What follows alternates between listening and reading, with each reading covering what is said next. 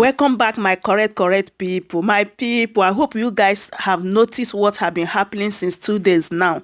A lot of people have been coming out to speak against this 29th of May of swearing Tinubu in. A lot of people are against it. You know, most of the time we say, everywhere is kind of cool. It's like people need to move on, blah, blah, blah, blah, blah. But let me tell you the truth. People are keeping calm because of they are just, having all the hope in this judiciary. Like, judiciary in Nigeria is kind of the last hope of good people of Nigeria. So my people, you guys know Dele Farotimi is one of the man that most of Nigerians love to listen to. Like, when you listen to this man, it kind of motivates your spirit. It kind of makes you to have like a little hope in Nigeria.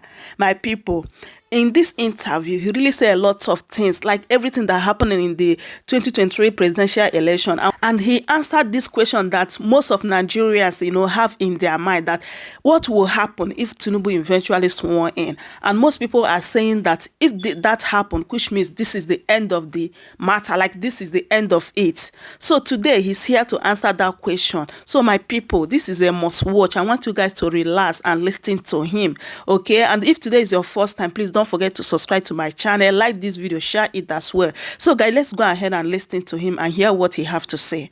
A lot of people are sort of like worried, and Nigerians are really worried with the fact. Why are they worried? That if there is swearing in on May 29th, and that it will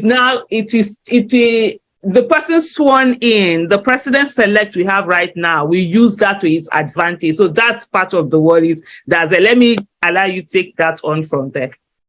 Aisha. Yeah. I have been blessed to have lived the better part of 55 years, and I'm Nigerian.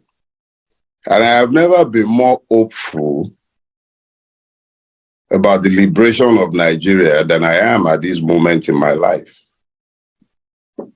I left Nigeria about 5 weeks ago, precisely because I didn't want to be dealing with these small talks about what might happen or not happen. There's clarity.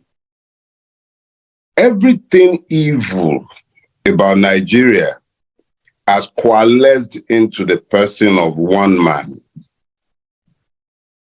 Everything that we have ever complained about Nigeria, everything came together on the 25th of February and produced the president-elect. You know, when you are cooking jollof rice, every one of his ingredients is at the base of the pot. So we say bottom pot. That's where his sweet pass. If you have ever stood for evil in Nigeria, it is embedded in the person named Tinubu. In any way, shape, or form that you have ever stood against evil in Nigeria, it is in his person. So Tinubu for me is a blessing. It clarifies the issues. If you can find accommodation for Tinubu, you are evil. It's simple. It's that simple. It's not about, because it's clear to anyone with half a brain that no election was won by Bola Ahmed Tinubu. He lost woefully. But producing him as the president-elect is the crystallization of Nigerian impunity, the madness of Nigeria. Everything that is wrong about Nigeria came together to produce this evil. So those who have any conscience in that country must of necessity forget the idiocy that has allowed them to subjectivize the truth to the point where they find reason not to support the truth. You cannot claim that it's not about the person of Gregory Peter Obi. It has nothing to do with his person. This is about principle. If there are still persons who are hiding behind their disagreements with his person, their objections to style, and they can find reason not to stand up for what they know to be the truth, shame on them. History will not remember Peter Obi's tribe It wouldn't remember his religion. What it would most remember is the fact that all the aggrieved in Nigeria, the disadvantaged, the disinherited, those who have for long been pained by the way Nigeria has been, they came together, they found common purpose around one man as the arrowhead, not as the issue. It was just, Peter Obi is merely the arrowhead of a movement. That's all he is. We all came together for our various reasons, and we found common purpose in the issues that the man raised. Some of us raised those issues. Aisha, you raised some. I raised some. Other people raised some. But we all found common purposes, even where we had disagreements. That's politics. We chose what was offered as an electoral process.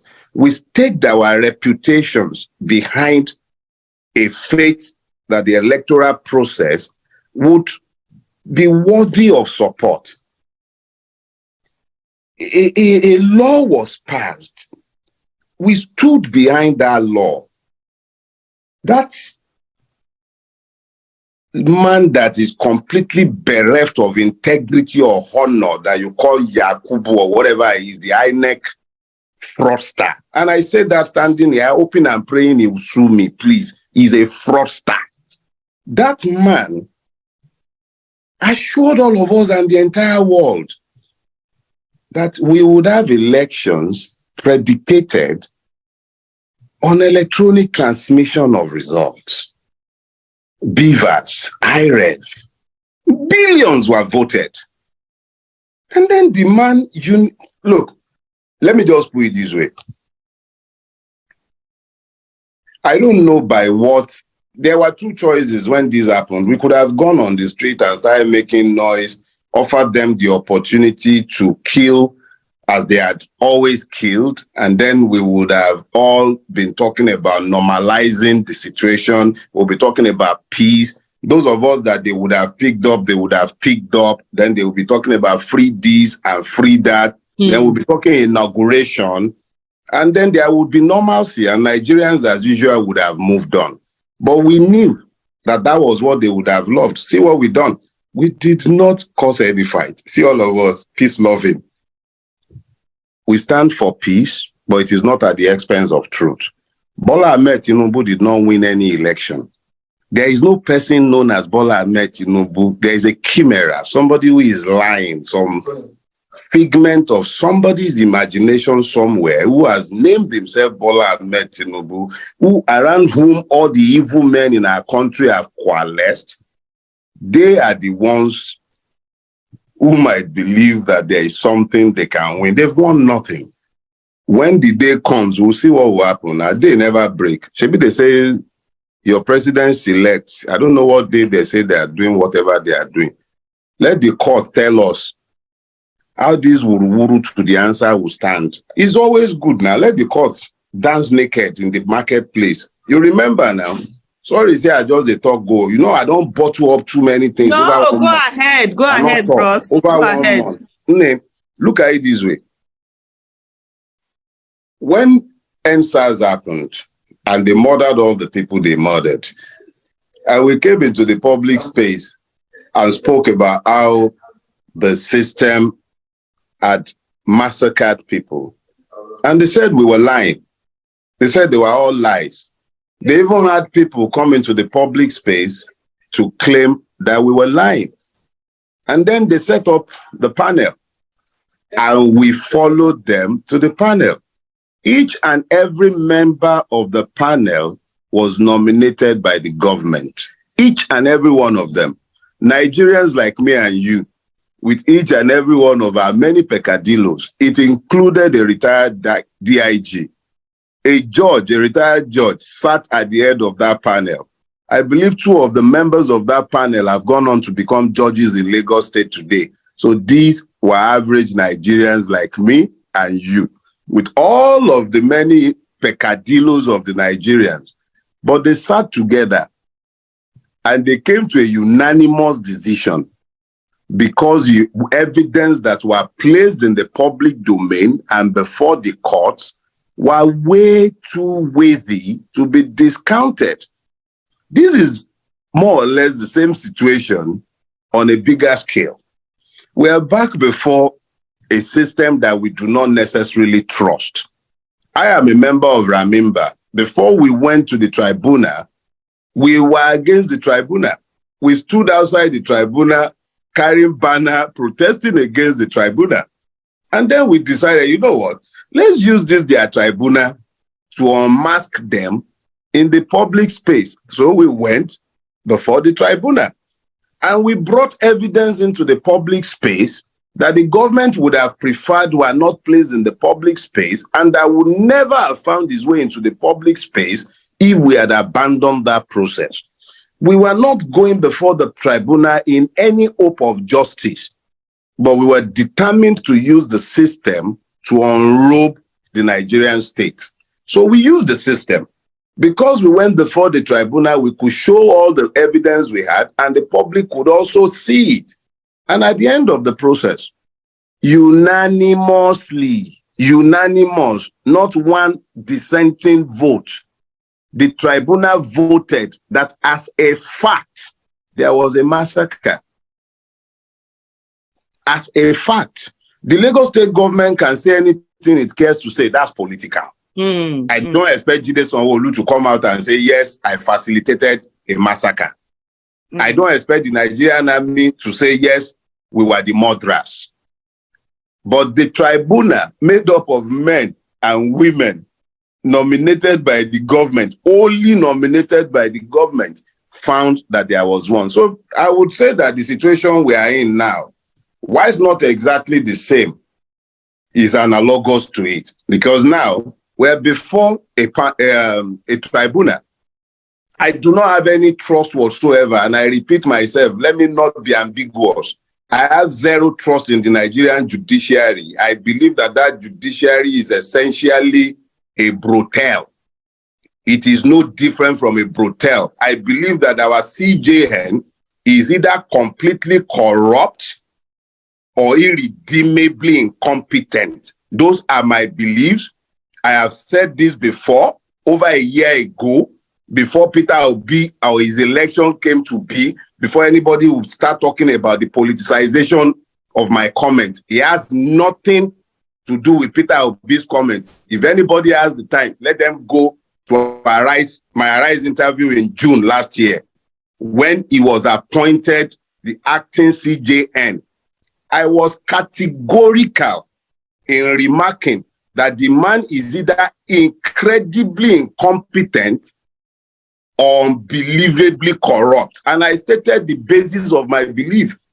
So let's be clear. I am not saying what I'm saying out of any faith in the judiciary. And I'm not suggesting that we are going before the judiciary in the hope that the judiciary might present anything other than what it has always done. After all, the same judiciary produced the ruling in Machina. The same judiciary produced his ridiculous ruling in the case of Akpabio. The same judiciary produced the horrible ruling that we saw in Imo State. So I'm not sitting down here selling anybody any pipe dreams of a judiciary that is either incorruptible or that produces justice.